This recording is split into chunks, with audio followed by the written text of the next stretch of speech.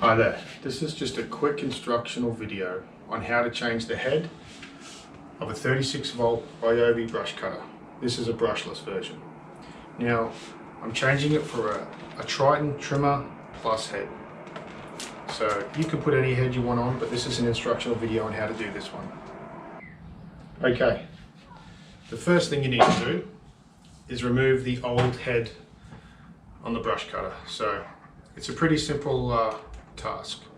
The only tool you'll need is the pin that's supplied with the brush cutter and some muscles. Maybe a tool if you don't have big muscles, or grab your dad or your boyfriend and get him to help you.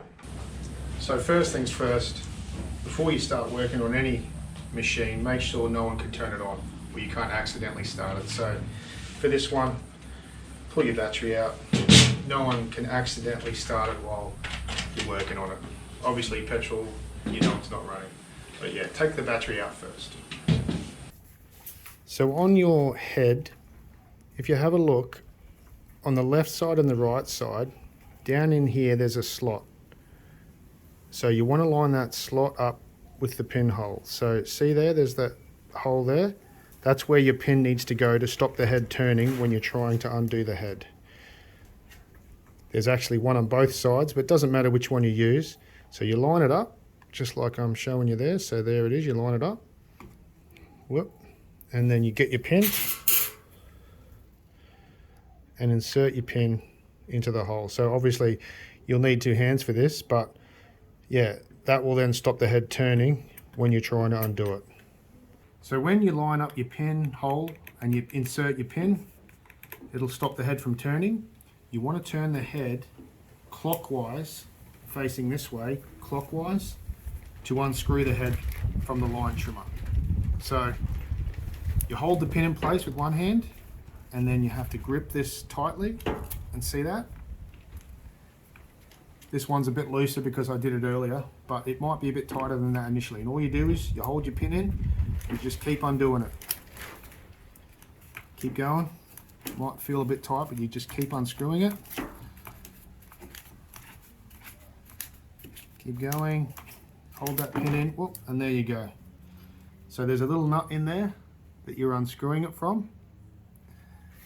And there's the threaded end of the shaft that it screws into. And that's all you do to get it out. This is everything unpacked from the packet. All your nuts and bolts, all your options, and we'll go through one by one what you need to do to get it to fit on your brush head. So first things first, you need to figure out, on mine I've got a threaded shaft, what nut fits. So you've got to go through the whole kit, only one will fit. They're all different sizes. And this one ended up fitting mine. And remember, it's a reverse thread, so you go the opposite way you normally would. So make sure it goes on without any force, then you know you've got the right size. Okay, that's my right nut. So once you've got the right nut for your thread, you just put the washer on first. Then you grab the head, flip it upside down, grab the nut, line it up and drop it in. It won't spin obviously in there. And this is a handy little tool. It's actually used as an extension piece for really long shafts, but this is good for holding the nut in place. So I use that to hold the nut in so it doesn't slide out when you start screwing it in here. So once you've done that, with your finger on the back to hold the nut in place, line it up. You've got your washer in, don't forget, and start threading. So remember, your finger on the back, slide it in, and then you want to go, it should just slowly go on. Once it's started, you shouldn't need any hard force. You can just spin it.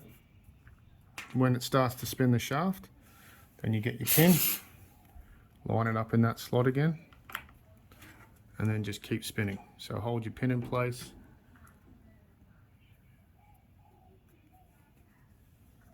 keep spinning. Don't worry about the sprocket in there. Just keep going until you stop. Till it's nice and firm.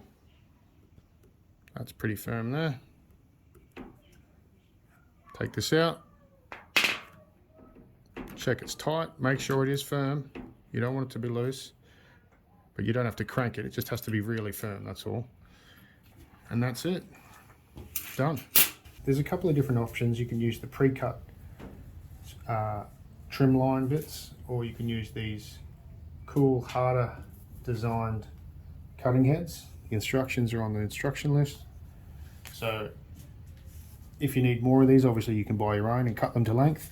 I've measured these. These are about 32 centimeters in length. So when you need to cut more, that's a good size. You can go a little bit longer, but 32 is probably pretty good. So once you've got your cut-offs, to insert them into the head, it's very simple. So first of all, line up the ends. Pull your finger down so you've got the midway point, the halfway point, and then just pinch it with your fingers to get that halfway point ready to insert. Once you've pinched it and it's bent, you insert it into the opposite end of where the metal clip is. So on this end, you just slide it in. So I'm going to slide it in that way. It comes out. All you got to do is hold it down as you pull it out, so it holds under that metal clip. Once it's in, it's done. That's ready to go.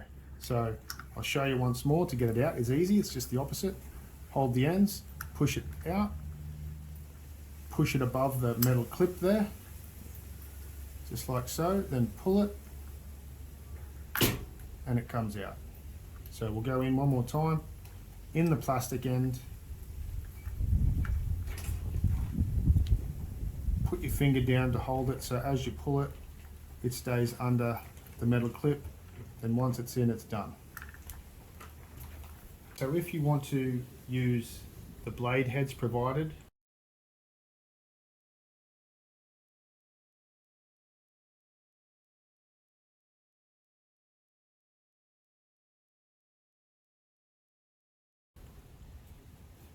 it's a very simple installation and removal procedure. Just take note of the little slot that's on one side. The other side is just a flat ramp. So when you insert these ones into the head, you insert them with the metal face facing towards where your blade is inserted. So you want the slot facing downwards, like so. So all you do is you put the start of the blade at the top, insert it all the way through like so, keep pushing it in, and then that slot, as you push it in, will just provide a ramp for it to clip in, and it's in like so. So obviously to remove it, just put pressure in the exit position, just like so, very simple, and slide it out. So one more time, your little groove, push it in facing the metal clip, very simple, pull it in, push it in, it'll slot in and clamp. These little clamps will clamp it on, and that's it. So you can see with this head, once it's all assembled, the height that you can get out of it is probably only 2 centimeters, 2 to 3 centimeters. So you can get a much lower cut than the previous heads supplied. So look at the difference. With that in position, you're probably like 6 centimeters, maybe 7, where this line sits above where you're cutting on ground level. So that's why I've gone for this head, and hopefully you can look these guys up. This will last a lot longer, be easy to use, and yeah, just be much more user friendly and cut to the height that I want. So we're going to give this a go. As you can see, the head sits way lower. Look at where the blades are. And from a safety perspective, always wear shoes, covered shoes. I'm not, that's a bad example, but yeah, when you're using a line trimmer, you flick all sorts of stones and dirt, and yeah, definitely wear eye protection, because I've been hit in the face plenty of times by stones and it hurts, and if it hits your eye, you lose it forever. All right, let's give this a shot.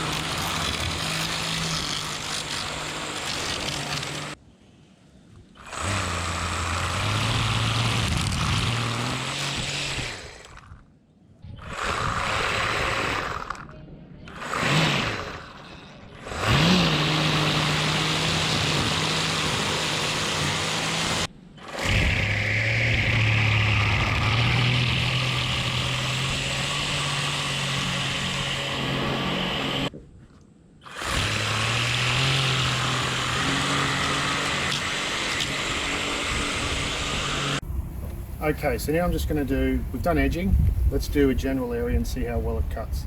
The beauty is I don't have to hold it down on an angle to get low. I can just get it flat and pretty well touch the ground, and we'll see how it goes. Let's do this.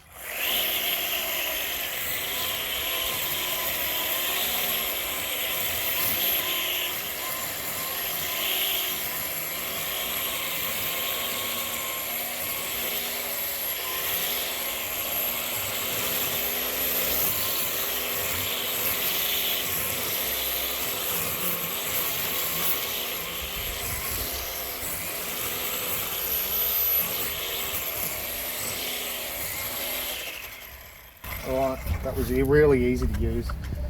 Didn't have to twist any angles, just hold it horizontal and get your cut.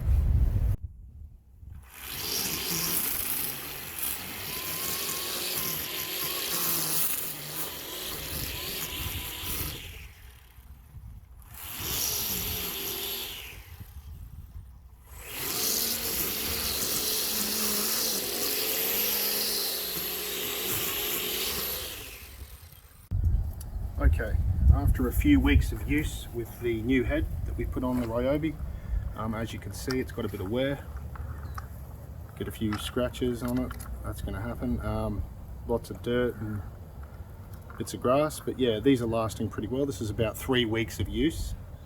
As you can see, the ends get a little bit frayed, but yeah, it's still cutting fine. I use 2.4mm line to replace these bits with. Don't forget, it's probably good to have a whole set of 3 ready to go, so if you're not happy and your length is a bit short as you wear the wire down, it's good to just have a set of 3 ready to go to punch these out and throw some new ones in. But all in all, yeah, they're wearing really well after 3 weeks. Look at the knife here, it's still almost at maximum length, only slightly down, but yeah, all in all, I highly recommend it. Certainly as a replacement for the old Ryobi head, which was just way too high off the ground. So yeah, hope this helps anyone looking at the new head.